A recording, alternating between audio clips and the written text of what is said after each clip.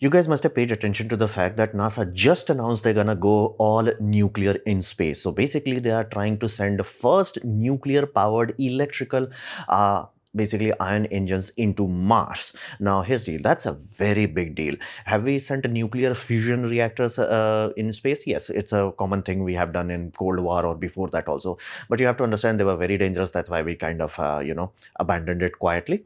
And you have to understand that converting that amount of thermal energy into electricity, that's the hard part. Reactor is the sorted part, is converting that into electricity and saying that you're going to do that with a closed Brayton cycle, basically almost like a CO2 supercritical system. But most likely they're going to use CO2, but maybe not supercritical, but that because that requires too much stress.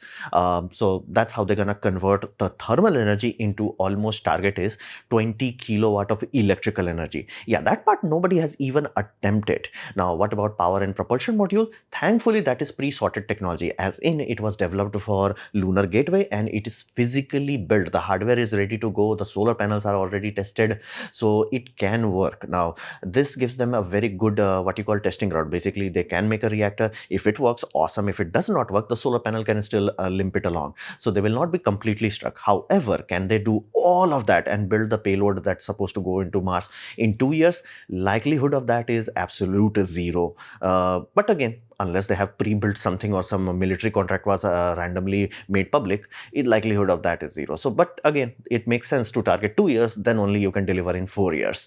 So let's see how it unfolds, because be mindful, if this ever turns out to be true, as in you can have something that is providing 20 kilowatt of electrical thrust 24 into 7 into 365, that changes the game.